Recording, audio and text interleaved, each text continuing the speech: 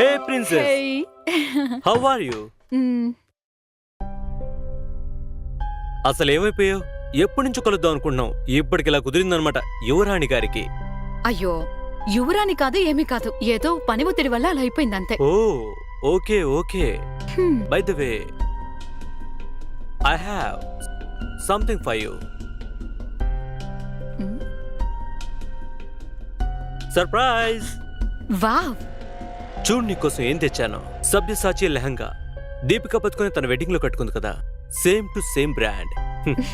నీకోసం స్పెషల్ గా తెప్పించా. ఇది మన రమ్య వెడ్డింగ్ లో కట్టుకో, అదిరిపోతుంది. వావ్, ఇది నా కోసం తెచ్చావా? This is so lovely. Thank you so much for the gift.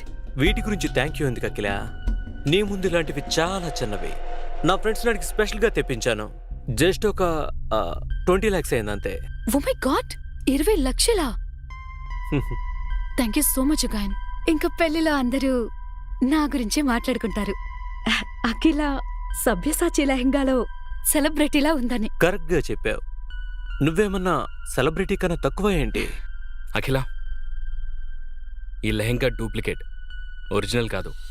రే, ఏం మాట్లాడుతున్నావురా? నిన్ను చూస్తూనే అర్థమవుతుంది. ఒక బ్రాండెడ్ షర్ట్ కూడా కొనుక్కునే స్తోమతలో లేవు. దీని డూప్లికేట్ అంటావా? సభ్యసాచి పేరన్నా విన్నావా? ఈ లెహంగాని బ్రాండెడ్ కాదంటావా? హౌ డేర్ యు డర్టీ బకాయ్! రాణా ఏదో చెప్పబోయేలోపు సాగర్ అతన్ని ఆపి ఇలా అన్నాడు. ఒరిజినల్లో సిల్క్ యూజ్ చేస్తారు, కానీ దీని ఫ్యాబ్రిక్ ఏంటి? చీప్గా ఉంది. ఒరిజినల్ డిజైన్ డిఫరెంట్గా ఉంటుంది. ఇదేంటి వేరేలా ఉంది? ఒరిజినల్ లోగోల్లో క్యాపిటల్ ఎస్ ఉంటుంది, కానీ దీంట్లో ఏంటి స్మాల్ ఎస్ ఉంది. ఇలాంటివి లోకల్ మార్కెట్లో 5-6 వేలకు దొరుకుతాయి. అప్పుడు సరిగ్గా దాన్ని చూసిన అఖిలకి అది నకిలీ అని తెలిసిపోయింది. అది చూసి రాణా సైలెంట్ అయిపోయాడు. దాన్ని కవర్ చేయడానికి ఇలా అన్నాడు. నా friend I think by mistake something like prank అనుకుంటా. నేను నీకోసం ఒరిజినల్ ఆర్డర్ చేశాను అఖిల.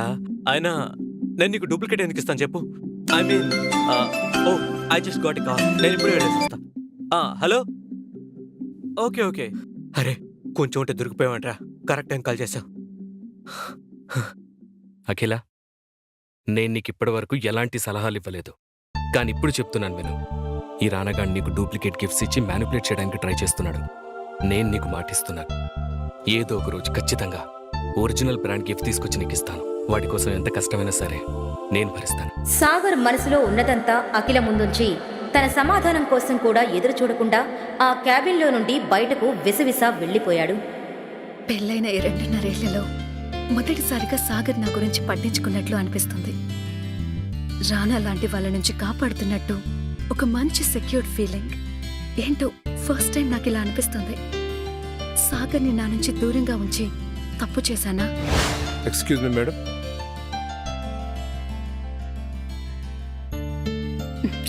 ఏంటిది? ఏం ఆలోచిస్తున్నాను? రానా నా బిజినెస్ పార్ట్నర్, పెద్ద కోటీశ్వరుడు, బిజినెస్ వరల్డ్లోనే కింగ్ అతను. నా కంపెనీకి ఇన్వెస్టర్ కూడా. సాగర్ ప్రవర్తన మూలంగా రానా ఇన్వెస్ట్ చేయకపోతే ఏంటి పరిస్థితి? సాగర్ మూలంగా నేను ఇన్నేళ్ల నా కష్టాన్ని వృధా కానివ్వను. ఇప్పుడు కంపెనీ కోసం సాగర్ కన్నా రానా ముఖ్యం. Thank you madam. సాగర్, ఏంటి పిచ్చి పనులు? అసలు నా మీద నీకే హక్కుందని పనికిమాలి సలహాలిస్తున్నావు? నీకంత ధైర్యమా? ఏదో ఒక్కరోజు కొంచెం స్పేస్ ఇచ్చి నాతో ఆఫీస్కి తీసుకొస్తే ఇంత ప్రాబ్లం క్రియేట్ చేశావు. నిన్ను ఆఫీస్కి తీసుకొచ్చి తప్పు చేశాను.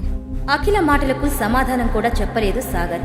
ఇంతలో కోపంతో రగిలిపోతున్న రాణా బయటకు వచ్చి ఆవేశంగా, రే బికారి ఆగక్కడ. ఏరా, ఎన్నిసార్లు పిలవాలరా? వినిపించట్లేదా? చెవుడొచ్చిందా? నా ముందే నేనిచ్చిన గిఫ్ట్ గురించి అలా మాట్లాడతావా? నీ మొహానికి డూప్లికేట్ కొనే స్థాయి కూడా లేదు, నన్నంటావా? రేయ్, నీ లెవెల్ అంటూ తెలుసుకుంటే మంచిది. బికారి కాడివి నాతో గొడవ పడతావా? నాతో గొడవ పడతారా? సాగర్కి అందరి ముందు గొడవపడి దిగజారడం ఇష్టం లేదు. కానీ ఎవరైనా తన మౌనాన్ని అసమర్థతగా తీసుకుంటే మాత్రం సమాధానం చెప్పి తీరాలి కదా. అందుకే అప్పటి వరకు ఆపుకున్న కోపాన్ని మొత్తం ఒకేసారి బయటకు తీశాడు.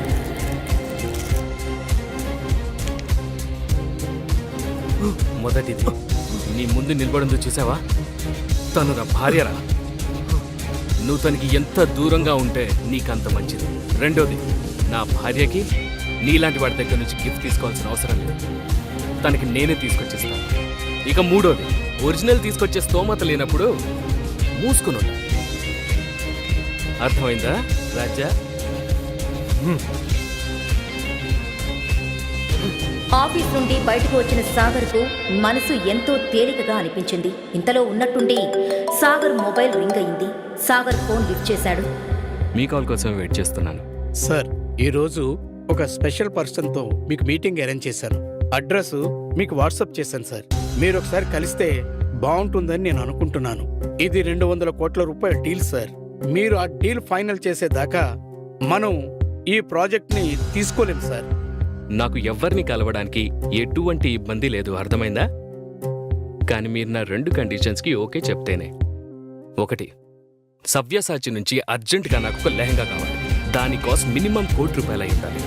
రెండోది, నేను మీకు ఇప్పుడు వాట్సాప్ చేస్తున్నాను, అది కూడా అంతే ముఖ్యమైనది. ఈ 2 పనులు అర్జెంటుగా జరిగిపోవాలి. ఓకే?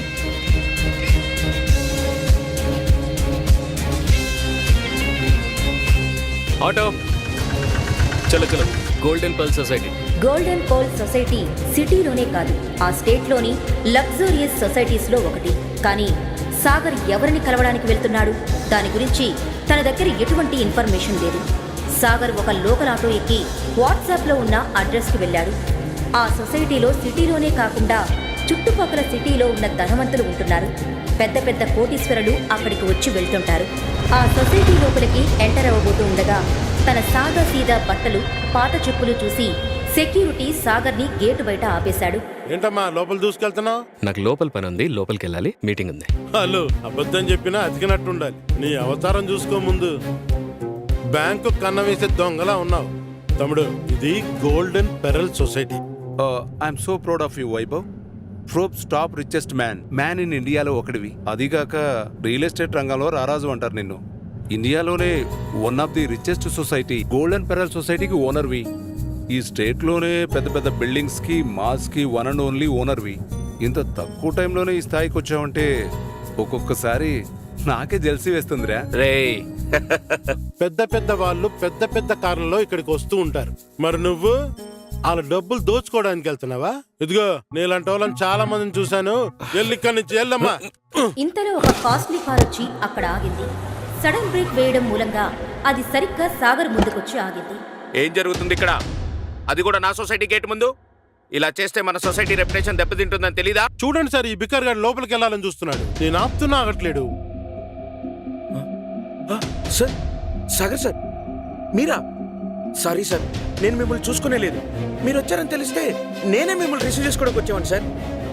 అరే వేస్ట్ ఫెలో సార్, ఆయన ఎవరో తెలుసా? తెలుసు సార్. ఛే, నీ వల్ల సాగర్ సార్ ముందు నా పర్వంతో పోయింది. నేను ఇప్పుడే పని నుంచి పీకేస్తున్నా. సార్, ఇందులో తన తప్పేం లేదు. ఇప్పుడు నేనున్న పరిస్థితుల్లో ఎవడైనా దొంగ, బికారి అని అనుకుంటాడు. సార్, మీరేంటి సార్ ఇలా ఉన్నారు? సార్ మిమ్మల్ని చూసి 4 ఏళ్ళు అవుతుంది సార్. అప్పుడు ఎలా ఉండేవాళ్ళు, కానీ ఇప్పుడు ఇలా. మిస్టర్ వైభవ్, జరిగిందంతా చెప్పే పరిస్థితులు ఇప్పుడు నేను లేను. కానీ తొందరలోనే అంతా సర్దుకుంటుంది. నేను లోపలికి వెళ్ళాలి, నాకు అర్జెంటుగా మీటింగ్ ఉంది. నేను మిమ్మల్ని మళ్ళీ కలుస్తాను. అలా చెప్పి సాగర్ లోపలికి వెళ్ళాడు.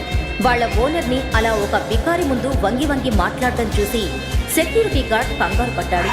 కోట్లకు పడగలెత్తిన ఈ రారాజు ఈ పేదవాడిని సార్ అని ఎందుకంటున్నాడు? ఒకవేళ సాగర్ అతనికన్నా కోటీశ్వరుడా? ఒకవేళ అయితే ఇలా పేదవాడిగా ఎందుకున్నాడు? గార్డ్ అలా ఆలోచిస్తుండగా సాగర్ మీటింగ్ కోసం సొసైటీలోని క్లబ్ హౌస్కి వెళ్ళాడు. అక్కడికి వెళ్ళగానే తన దృష్టి సూటు బూటు వేసుకున్న ఒక పెద్ద మనిషి మీదకి వెళ్ళింది. సాగర్ వెంటనే అక్కడే ఉన్న ప్లాంట్ వెనక్కి వెళ్ళి ఎవరికో ఫోన్ చేశాడు. ఇతనితో మీటింగ్ అరేంజ్ చేశానని నాకు ముందెందుకు చెప్పలేదు? ఇతనితో ఎంత పెద్ద డీల్ అయినా పర్వాలేదు, నేను చెయ్యలేను. అసలు ఎవరా పెద్ద మనిషి? సాగర్ అతన్ని చూసి ఎందుకు దాక్కున్నాడు? సాగర్ నిజంగా పేదవాడా? ఒకవేళ అయితే అంత పెద్ద డీల్ చేయడానికి ఎందుకు వచ్చాడు? సాగర్ ఒకవేళ కోటీశ్వరుడైతే మరి పనివాడిలా అత్తారింట్లో ఎందుకుంటున్నాడు? సాగర్ గురించిన నిజం అఖిలకు తెలిస్తే ఏం జరగనుంది? అసలు సాగర్ పెళ్లి అఖిలతో ఎందుకు జరిగింది? ఈ ప్రశ్నలకు సమాధానాలు తెలుసుకోవాలంటే నెక్స్ట్ ఎపిసోడ్ వినాల్సిందే. క్రింద ఇచ్చిన లింక్ ని క్లిక్ చేసి పాకెట్ ఎఫ్ఎం యాప్ ని ఇన్స్టాల్ చేసుకోండి. Stay tune to pocket FM.